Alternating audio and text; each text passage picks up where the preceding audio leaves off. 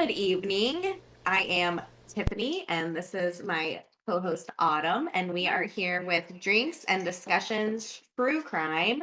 And tonight, who are we talking about, Autumn? Tonight we were talking about Robert Pickton, also known as the Pig Farm Killer or the Butcher, one The of Butcher. Canada's most prolific serial killers. And it was one of the largest murder cases in Canada, or serial killer cases in Canada. And I mean, it took 5 years for it to even go in trial. This is a huge case we're going to be covering tonight. So let's start from 1949. Robert Pickton was born. He had a brother and a sister as well, and his parents owned a pig farm. His parents sent his sister away and decided that a pig farm was not a nice place to raise a lady. But I'm going to be honest, it didn't really sound like a nice place to raise two young boys either. The mother totally cared about the pig farm more than she cared about her kids. They were laborers for her. And they often went to school dirty and stinking, and they had nicknames for him. Yeah, they called him Stinky Piggy. Yeah. So he was a stinky piggy at school. So Robert Stinky Piggy Pickton. Um, him and his brothers, they did not have a very good childhood, but Robert loved his mother. His father was absent, but he loved his mother, which is kind of ironic considering the crimes that he did against women.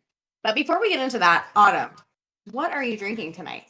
So tonight I am drinking the California Rich Moscato from Target, $5.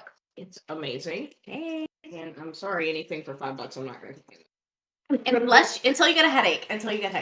No, I'm just kidding. I don't know. Let me know. Let us know if it gets Actually, I can tell you, I'm drinking plenty of bottles of this. Oh, you like it? Okay, cool. Well, I'm drinking something I've never tried before. This is Austin East Cider's Blackberry Cider. Let's try it. It's really sweet. So I don't know. We're gonna get through this, and I'm gonna get through this.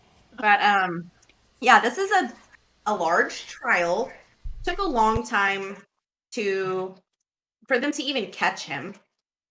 He, like I said, he lived on this farm. His parents died in 1970. When they died, him and his brother took over the farm. So then his brother was like, I don't really want to have anything to do with this. So I'm just going to live in the house here on the property. And you can be like the pig farm man and you can live on a trailer, like wherever you want. It was like in a remote location on the property. And he actually used the place for an alternative means. Do you want to talk to us about like what he actually did at the pig farm? So what happened was they started neglecting the actual farm itself. So then they registered it as a nonprofit organization and called it the Piggy Palace Good Times Society. Creative name. Basically, they said that they did special events, functions, dances, but really it was raves and orgies and stuff like that. It was a crazy pig farm rave place. Like, I can't even wrap my head around it, but people are like, heck yeah, let's go down to this totally dilapidated and neglected pig farm, and let's party hardy. Sounds like a great opportunity. Yeah. So let's be honest, a lot of people who frequented those things, those events that he was throwing, they were people who were unfortunately had drug problems, or sometimes even sex workers would be there. And that kind of was the kind of people that went missing as well. And I found in like lots of cases that we've looked into, people target those people specifically because they're people who think maybe they won't be missed, which is not true. It's really not true. And that is ultimately how he got caught. But when he was doing all these raves or whatever in 1980, women were going missing off the streets. Maybe not necessarily off the streets, but they were just disappearing into nowhere. Do you have anything to add to that part? No, you don't. All right, so let's keep moving.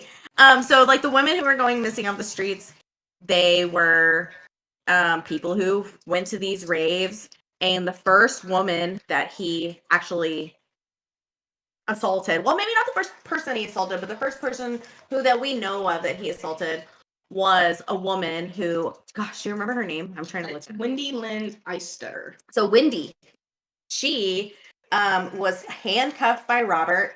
She was stabbed by Robert, and she managed to escape because she stabbed him back.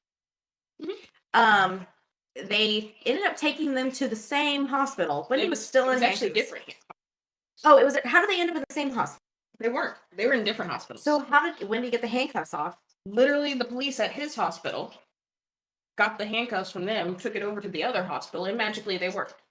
Okay, so just by chance. See, I thought they were at the same hospital. I need Mm. to do better reading. My reading skills need to improve. Maybe it is the awesome East Siders Blackberry. But so they ended up finding up the handcuff keys on his person at a different hospital. Went and they unhandcuffed Wendy. And for some reason, that wasn't enough evidence to charge him. Now, what can be said is that the items of clothing that he was wearing, later when they finally test these items of clothing, because they were still in evidence, the boots actually contained DNA from 2 other people prior to her. So the boots were left. This is what I say when this case took a long time. The boots were left in a locker for years, for like a decade. When they finally tested them, he was already going to trial. Mhm. Like they were there for years. And yeah, they found the DNA of 2 other victims on his boots. But yeah, Um, so over that time, his charges they release him on bond. Then the charges get dismissed because they decided that this woman, who was a drug addict, a prostitute, basically, even if they did believe her and they took him to court, her testimony wasn't going to stand up. they So, they were relying on her testimony, even though they had hard evidence. yes, But yeah, exactly. But don't worry, because even though they dropped the charges against him, they decided to sue him for zoning ordinance violations. yeah. So they sued him for that, and an investigation has started. I mean, they unfortunately they didn't do a search of his actual house, but there were obviously he was already under the watchful eye of the law, and he So in 2002, yeah, go ahead. they actually go to search the property because between the years of this woman going to the hospital and everyone else, kind of, people started noticing people were going missing during this Like a time. lot of people, like dozens of people. Yeah. So they decide to search his property with a search warrant for a legal firearm. Which, because Yes. remember, this is Canada. Yes. You can't have guns. Yeah, when they did the search of his property, they found a bunch of weird stuff. Mhm. They found a trash can that had a woman's who was missing, who was identified, remains in it. In the Well, so that was in the final search. Okay, that was in the final search. Okay, I So in thought the initial search, what they found was the initial search was in 2002. yes. So and you had said I when think they that's said they okay, were so I doing think I was thinking right. illegal firearms, and Yes. then what they ended up finding was items from the actual missing women. while Okay, were so doing they it. found missing women's clothing and items in his home. Yes, Yeah, which in his home. then led to the actual arrest. So then, yes. So then, and then they did another search of his home, and that's when they found a woman's remains in the trash can, and they found a jawbone and some other bones. I don't remember the exact bones, but obviously a jawbone you can get like teeth and like look up dental records and identify someone. So they said, "Great, we found a jawbone," and they were able to identify that as a person that was missing in a slaughterhouse.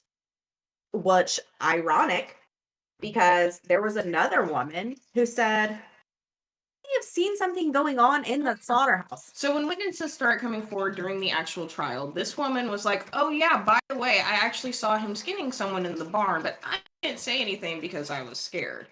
What's really funny is she was too scared of this guy to go to the police, but she wasn't scared enough not to Blackmail him. She for a couple of years she did use the blackmail. So after police do this search, obviously they found the remains of 2 missing women, and so he was charged with 2 counts of first-degree murder. But that was just the beginning because he was then investigated for tons more murder charges. And it was the largest investigation of any serial killer in Canadian history. In 2005, he got 12 more charges added to him. Oh, in 2002, he had a total of 14. Yep. So then in 2005, they added 12 more murder charges to him. They started investigating like the farm like through excavation and all of these things. It said it cost Canada, it was either 7 million or 70 70, 70 million the dollars. investigation, not Mhm. even the trial at this point. We're just talking about the investigation. Just to dig up the farm. Yeah. So, and by the time that they were done with the investigation, almost everything on his barn, I mean, on his barn, almost everything on his property was totally demolished. Yeah. There was literally just one barn left standing. The bodies that they found, they had been severely decomposed. This is why he's called a pig farm killer also, not just because it happened on a pig farm, but because they don't know how all these bodies managed to be disposed of. A lot of the bodies, they thought that they may have been eaten by the pigs.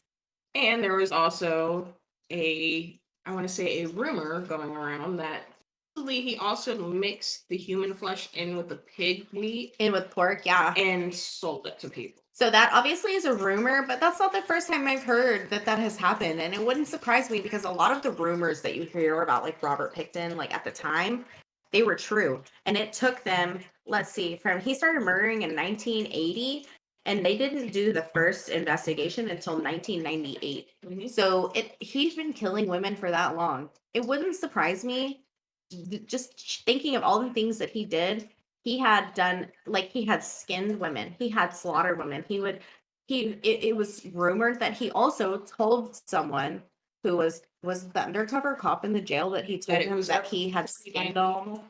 Yeah, he said he killed 49 people, which he was only charged for 26, even though they found 27 bodies, but he was charged for 26 murders. Not charged, he was tried for 26 murders. He wasn't tried for 26. He was charged with 26. They only tried. Oh, they only tried him for 6. Oh, yeah, yeah, I got my words mixed up. Thank you. Austin Eastsiders. No, but so I lost where I was going with that. Oh, it wouldn't surprise me if the rumors were true, honestly. Um, you are better at the timeline part of this. The case happened so like long. Yeah. I like had to write like literally on my I know you paper. have a little. You wrote a timeline because I'm Actual like timeline. trying to keep it straight over here.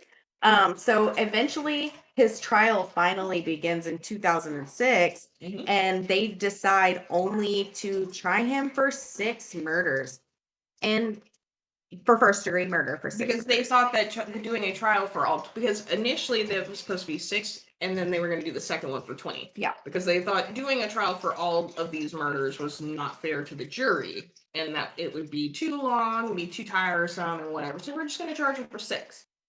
Which, So I think that's actually sad, and also the jury, I mean, obviously, yes, thank you to the jury, but it's sad because even some people who were on the jury, they immediately told them, like, I don't think he did it. They hadn't even heard the trial yet, and they're like, I don't think he did it.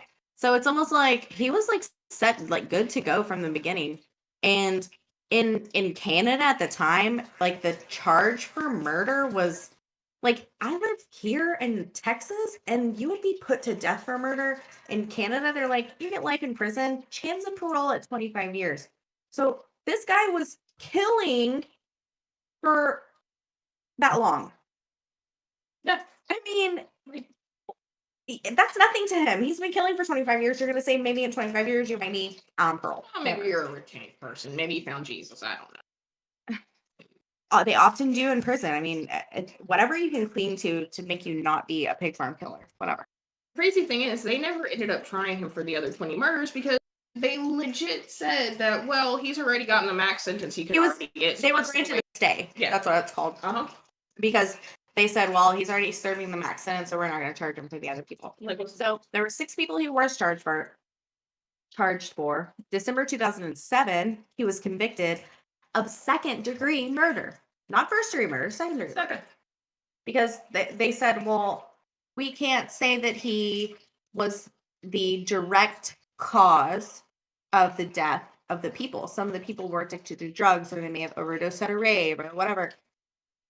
But that's not quite true. I mean, some of these people were reported to be hanging in a barn, Yeah. being skinned. I mean, I just don't know if they did a very thorough job in the actual charging. I think that obviously it took a long time as it is. It would have taken a lot longer, but either way, he got the maximum sentence, so I guess it doesn't really matter. But So some of the funny, not I wouldn't say funny, but some of the Weird. stuff that they found at his The at the evidence farm, that they found, the yeah. evidence that they had in trial, and mind you, Canada at this time had like a media ban or something ban on it, so Mhm. no one knew it until later on.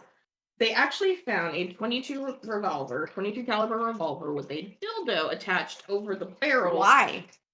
It was a makeshift silencer. Which So he I would don't shoot think that through it. it probably did a very good job of that, so it's almost like, did he really do it as a silencer, or do you think he did it like a gag? I think that. Anyway, I'm just saying. But go ahead, yes. What other weird evidence do we have? So, they found about 80 unidentified DNA profiles on the property. Roughly half were male, half were female. Which maybe that could be explained by their crazy raves they were doing, but I don't know. They also found night vision goggles, two pairs of faux fur lined handcuffs, a syringe with 3 millimeters of blue liquid, and a Spanish fly aphrodisiac. They also had a Is that fake? videotape.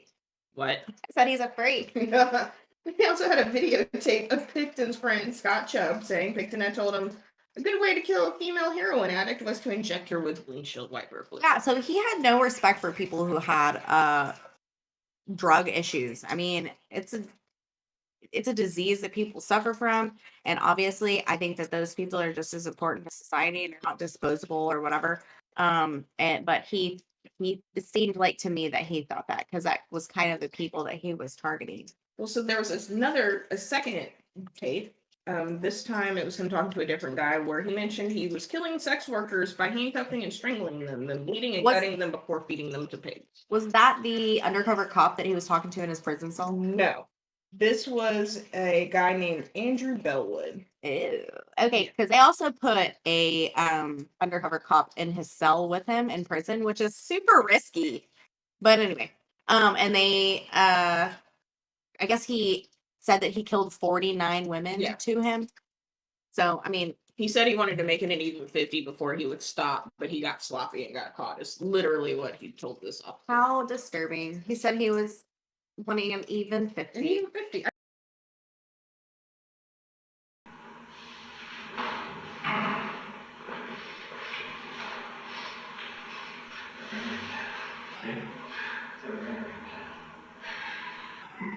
No shit. That's gotta be fucking pretty good. Okay? Mm-hmm. Can't be much fucking left.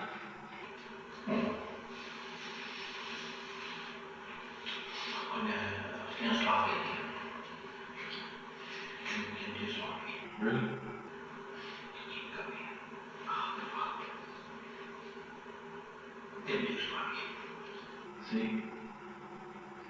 Fucking God, fucking ridiculous. Gotta be fucking. I was under, I was up 29.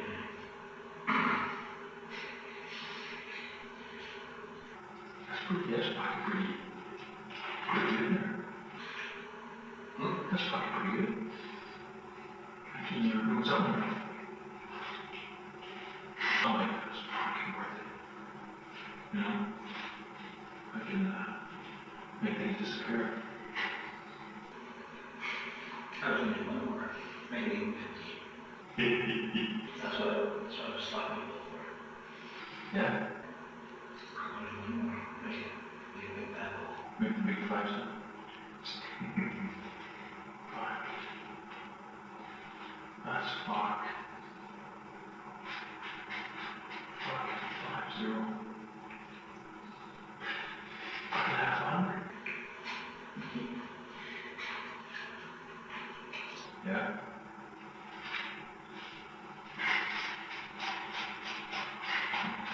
This is the best part. I fucking really want. And this is the picture. But how many of those wouldn't tell you? Wouldn't tell you. Yeah. Talk about half. Talk about 1/4. Talking about all of them. No. You gotta get 40 equals a list. And then on the list is I'm gonna have the people. The other half of my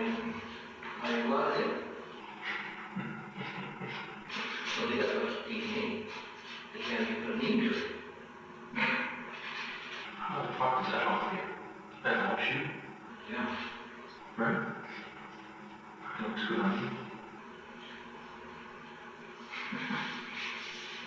But I think we're going to name him. He's going to fucking fuck you up on this. I think we're going to nail to the cross. As he interviews other people. And then he says, you fill the syringes up with antifreeze and you inject yourself and you're dead in better than 10 minutes. He says in an interview, everything else. Another phrase is, yeah, I mean, officers, well, they got a lot of stuff on me. No shit. That's why it's part of it. That's only part of it. That's only part of it. Another phrase says, yeah, they beat the piss out of me. And he said, if I didn't cover the stuff that I stole in one day, I'll be hanging to the barn upside down. I says, right on tape. He says, I'm coming back right now to testify. No shit. So it's going to move big time. Because I'm telling you the first. I made home cream. My beast body. Does not just kick in the ass now. But it pisses me off. Fucking horrible. You know, it pisses me right off here, the problem is. They're less, they don't have nothing, but nothing otherwise. Oh, man.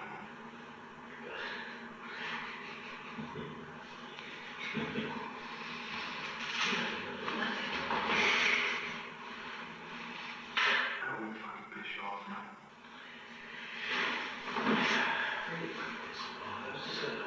One more, I think we can even. Bigger than these, bigger than months in space. Yeah. Oh yeah, fucking my lord. This is already about 42. Yeah, is it? I mean, we had another person who had said the same thing. Who was the first killer that we done? It was Car killer. Oh, Randy Kraft. Yeah, so Randy Kraft, I think he also wanted an even number of victims. I'm sure it's consistent. I guess, whatever. It's Yeah, like I guess how when it's you're turning consistent. up the volume on the And TV. you don't want it to be on 23 or Exactly. It's on 25. But 20 is too loud. See, I would I know exactly what you're talking about, but I have to watch everything with captions. I'm deaf. Which is good because I like anime and people are like, oh, subbed or dubbed. It doesn't matter. Yeah, You can watch it with subtitles either way. I like to do it because I like watching scary murder movies and right as I'm going to bed and Joe's already asleep, so I have to keep it turned down so that way when told you, I like to it doesn't watch wake him up. 911 calls. So, but anyway, we're off on a tangent. So the people that he was convicted of second-degree murder of, there were 6 counts. The first one, Serena Abbotsway. She was 29 when she disappeared. She was a foster child, but I don't think she ever made it out of foster care, and so her foster mother reported her missing. She was never found until they did find her remains on his property. Count 2 is Mona Lee Wilson. She went to her doctor and she was reported missing the same night. So they know that in the morning she went to an appointment with her doctor and then she was never seen again after that. Obviously, the doctor didn't have anything to do with it. He was seeing patients, but then she never returned to any of her other duties or whatever. They should have never found. So she was reported missing. The count number 6, I guess, because there was actually 26. Well, technically 27, but Jane Doe, he pled not guilty too. So 26.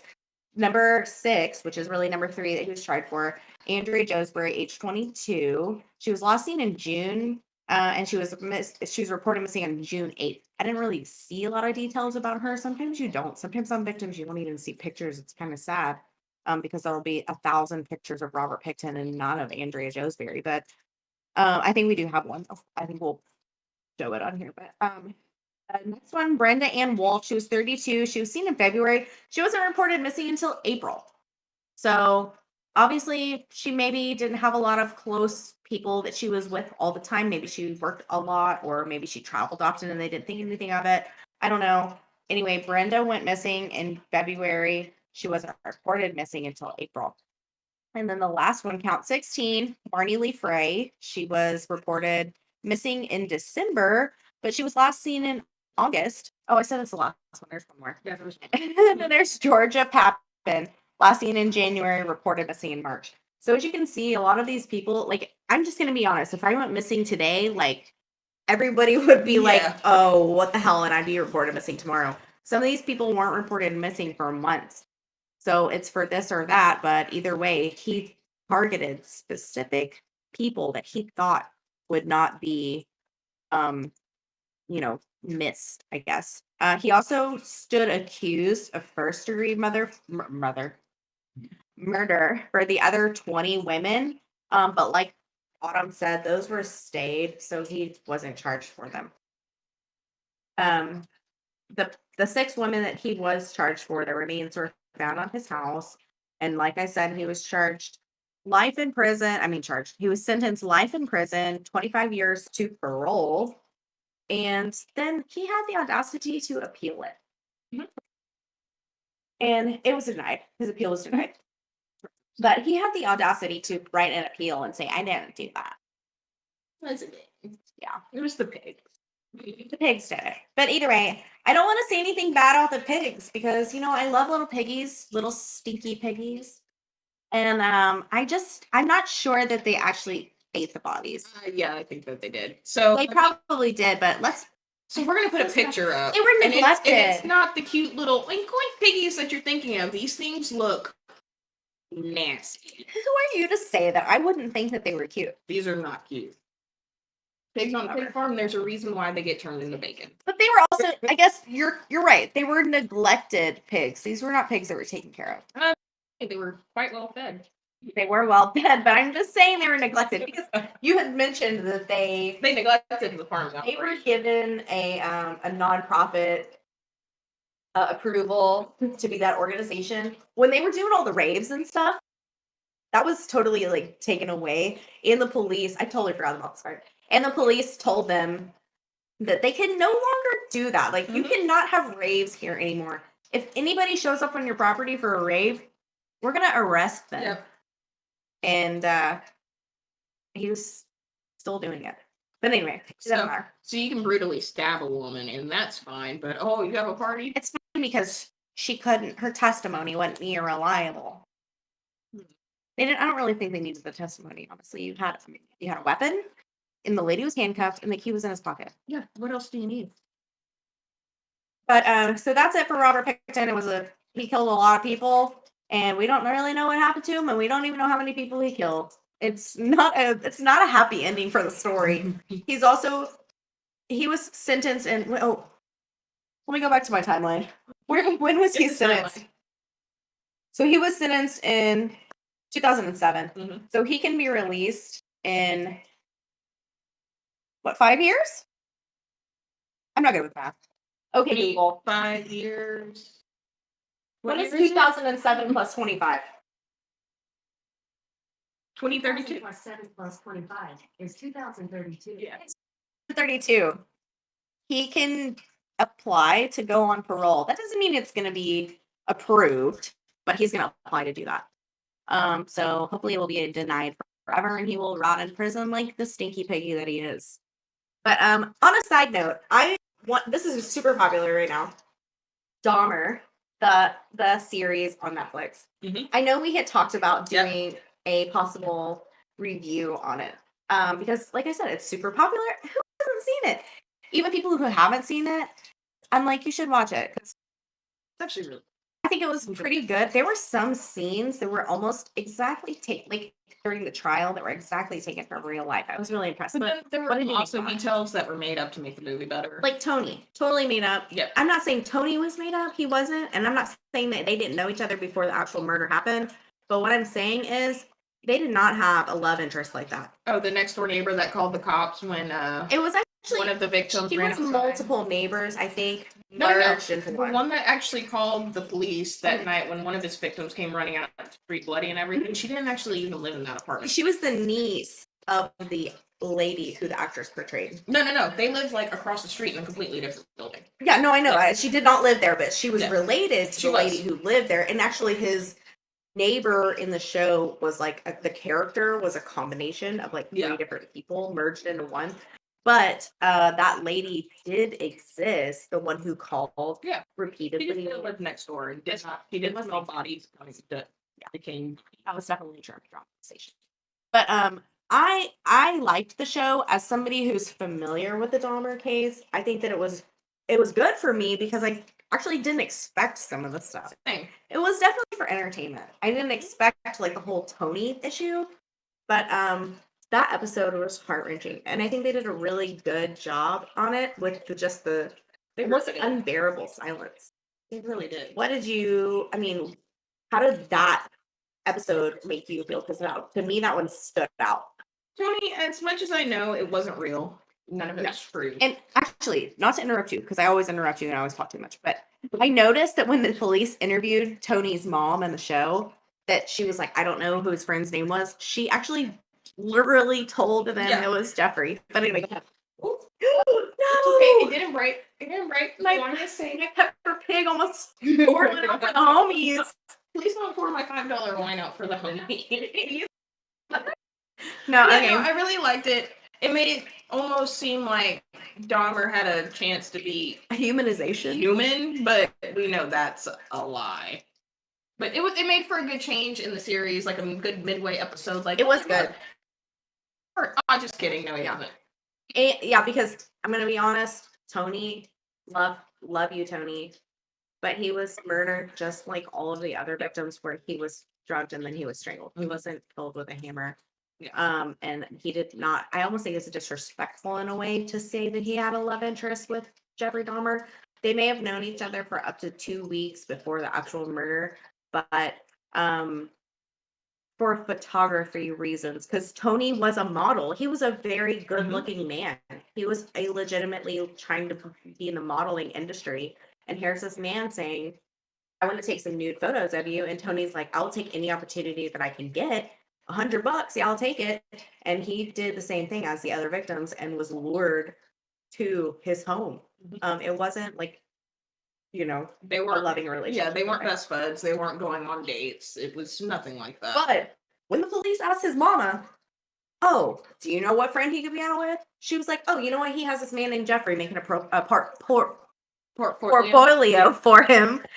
So she actually name dropped him, and I thought that was interesting that they left that out. But what as far as the whole thing went, there were people who were saying that they made them like vomit. I don't know what made anyone vomit. I actually don't remember actually seeing someone be ooped, except for the guy, the guy he did in the house, the first guy that he did with the weights.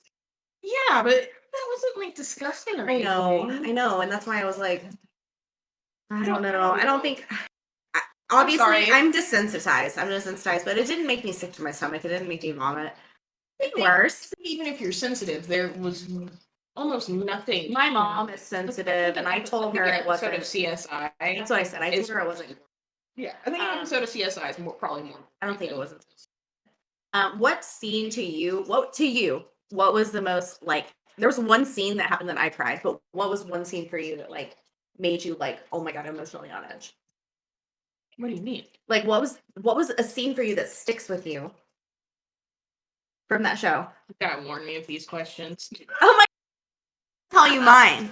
When they were in the courtroom, and her last name is Isabel. When she was doing her victim impact statement, and she was like, "What the fuck, girl?" And I'm gonna show you I'm crazy. Yeah. Okay. Her family does not want that video to be like circulating online, so I'm not going to recommend for you to go watch it. You can watch it on Dahmer, and it's almost exactly a copycat of the actual scene of her in court. And that made me cry because the girl who did it, she wore the same clothes, her hair was the same, her attitude was the same. She like literally lived in that moment, like for that character. And I like was like really like I feel like I'm gonna cry right now. I was really taken aback by that because she obviously did like research on that, and she like did the perfect like remake of it. Like Disney, hello, we've got a remake to do. You know what I'm saying? Because that's all we do. Anyway, but Okay, mine was. okay, so you have one now. I did. Okay. I just said you gotta give me a warning. for Okay, these. yeah, go ahead. So mine was the tadpole. Oh He was my in god, class dude. Giving his teachers these tadpoles that he got because he thought she would love it. It'd be so cute, so sweet.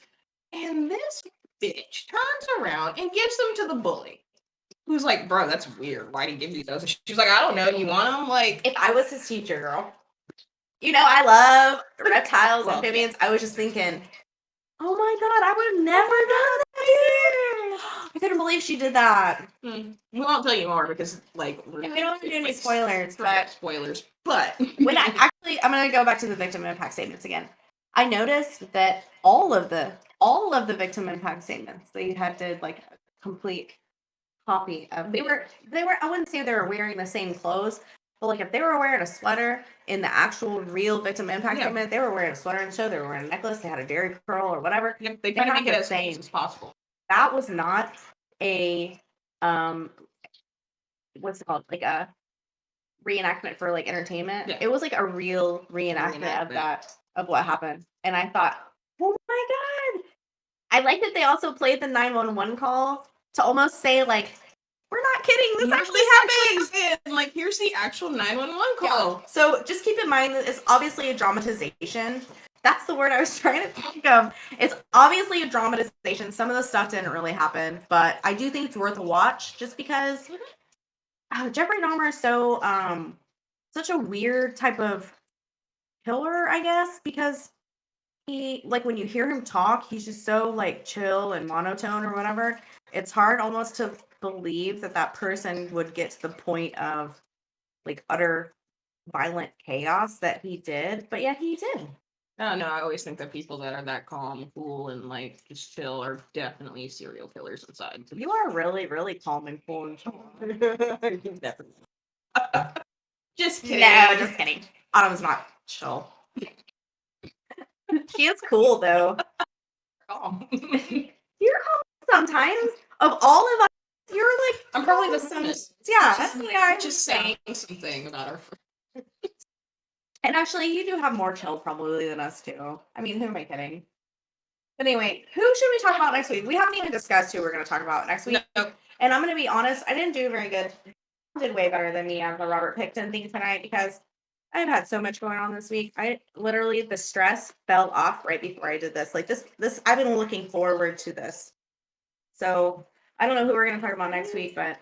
Want to do Kevin Bacon next week? Oh, Kevin Bacon, there has been a break in the case, girl. We should do the Kevin Bacon case. And I know you're probably thinking, oh my God, Kevin Bacon. What happened to Kevin Bacon? Not that Kevin Bacon. Not Footloose. This is a way more interesting Kevin Bacon. I'll tell you that. But it's tragic and it shouldn't have happened. It could have been prevented. Honestly, poor Kevin Bacon. We are going to try to share your story, buddy, especially since there was just recently a break in his trial. So, But before we talk too much about Kevin Bacon, yeah, we're done with Kevin Bacon. But anyway, we love you all, ghosties. I hope you tune in next week. We will be here with not this. I'm gonna be honest. This is good, but it's not for me. I need something like I drink Shiner Bock. I'm from Texas. I drink Shiner Bock, and that's what I like. So maybe I like trying things for y'all. This is called Austin Eastsiders, and I love Austin too.